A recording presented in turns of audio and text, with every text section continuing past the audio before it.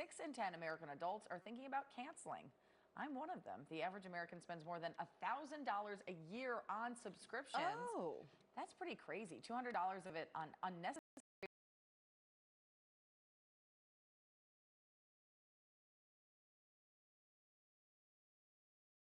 use subscriptions. Oh, well, that's crazy. Governor Gavin Newsom recently signed a law that makes it easier for consumers to opt out of subscriptions, so that's good. Yes. Divisive politics, economic uncertainty, and now potential war. The world is pushing the majority of people to get off grid.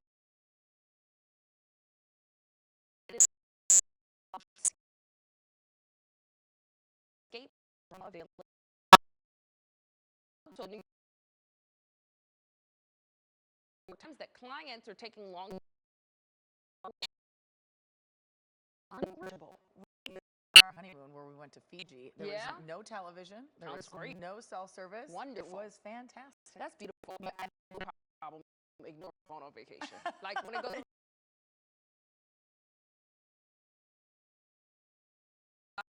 out of the email where it's like right now.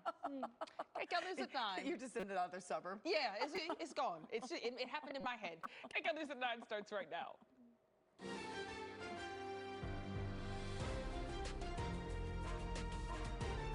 This is Kcal News Mornings.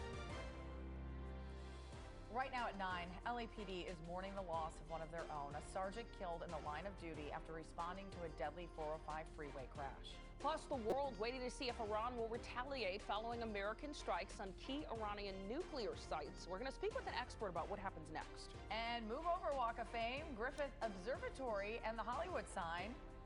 White Irwan is unseating some of LA's hottest spots as a brand new tourist destination. What? I bet you social media is behind this. Oh.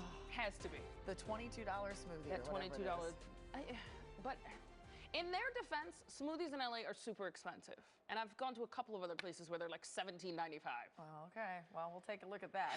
We hope you're having a good morning watching Kcal News Mornings at 9. Today's Monday, June 23rd. I'm Jamie Yukas. And I'm Sheba Turk. Thank you for joining us this morning. We do want to start with that breaking news this morning. An LAPD sergeant who was hit by a car while helping drivers has died from his injuries. Yeah, Kcal News reporter Cara Finstrom is live at the hospital where the chief and the mayor spoke earlier this morning. Cara? Yeah, very solemn out here this morning, and that procession, that tribute to that fallen officer about to get underway. Behind us here, you can see that there are a number of patrol cars lined up there and also motorcycles, also some fire engines out here as well. This all a procession tribute to fallen officer with the LAPD, Sho Dang. He was struck by a car, killed this morning as he rushed to help others on the 405. We've learned that he'd been with the force 26 years, spending much of that time with the mental health unit. Earlier this morning, as you mentioned, we heard from LAPD's police chief and the mayor. Let me just say that this is a sad day for our city. Officers, women and men who put their lives on the line every day. And the sergeant was an example of somebody who lost his life attempting to save others. When I think about him, he died a hero. He was out there caring for others, putting their safety before his own. And he is somebody that we will all look to as an inspiration as we carry on the mission.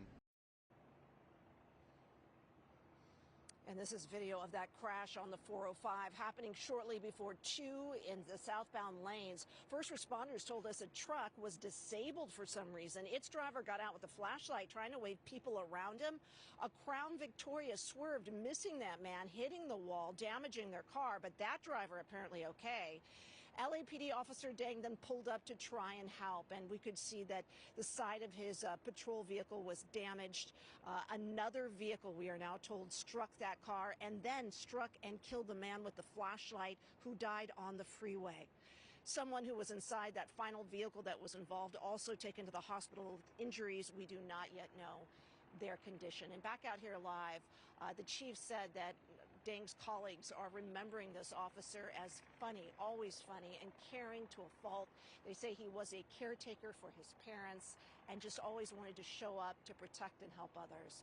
So very sad day for this force. Again, behind us here, I'm going to leave you with a shot. You can see all of the officers out here lined up, and we believe this procession to the medical examiner's office should be getting underway shortly. Oh, it's just so tough. Cara, thank you. LAPD officers are preparing to form that procession to escort the body of Sergeant Deng to the medical examiner's office, as Cara was just talking about. Assignment manager Mark Lou is at the desk with more on this. Mark? Yeah, Jamie, she was up and monitoring this from Kcal. Let's go out to live pictures. You're going to see a very large procession of LAPD officers from the West LA division and other divisions as well. Forming here on the street outside of Ronald Reagan UCLA Medical Center, they will form the honor guard that will escort Officer Deng's body to the LA Medical Examiner's office in the Boyle Heights area. It's right next to LA General Hospital. You can see there's probably 25, maybe 30 motor officers there and multiple other patrol units from the West LA division. They've got the number 8 on their roof. That's West LA division. Those officers are going to be forming that honor guard. Now, just a few minutes ago, we saw a van from the LA Medical Examiner's office arrive at the medical center. You can see it right there. That is very likely what will be used to take Officer Deng's body to the medical examiner's office, to the coroner's office, where it will later go to a mortuary. But first, it will travel from Ronald Reagan UCLA Medical Center through the freeways to Boyle Heights. They're right by the 405 freeway here. That's where UCLA Medical Center is. Very likely they'll go south on that, probably to the 10, and then north on the 110 into the Boyle Heights area. So this medical examiner's van has just arrived about 25-30 minutes ago, so it's probably going to be another 30 minutes or so before that van is ready to leave. But we'll keep monitoring this. We've got Kcal overhead. We'll let you know when that procession starts. Until then, that's it here from the desk. I'll send it back to you. Let's go ahead and take a look at the roadways and the impact because of Cara's story and what Mark just told you about too. Unfortunately, this deadly crash on the southbound 405 at Getty Center Drive. The investigation is ongoing. The freeway is still shut down in that southbound direction where all lanes are closed. And you can see the delay here heading southbound. It's just a mess out there this morning with drivers trying to get on by. This is what it looks like in the next traffic camera. A parking lot, no one is moving. It is so slow. If you were to still decide to take the 405 freeway southbound because you have a different exit to use, it's an hour and 41 minutes just to go from Nordhoff to Getty Center. And again, it is shut down, so you won't be able to continue. Take your alternate route this morning, the 101 freeway. I'm getting reports that it's just jam-packed too. However, it's still open, so you're moving. Sepulveda Boulevard or Beverly Glen also options. Drivers also taking the 5 to the 170 or from the 118, and that's also slowing that roadway down as well. Aside from that, the drive into and out of downtown on the 101, on the 5 freeway, on the 110 are all slowing down. But I do have a new problem on the 91 West past Artesia, left lane blocked off there. That's about an 8-minute ride from Valley View to Artesia, and a sig alert on the 10 heading westbound before town. 2 left lanes blocked off there. Ladies, back to you. All right, thank you, Kalina. In developing news this morning, President Trump is expected to meet with his national security team today. That's 2 days after the U.S. military launched strikes on 3 Iranian nuclear sites. The Pentagon says more than 125 aircraft, including B-2 bombers, were used in the mission and that its goals were accomplished.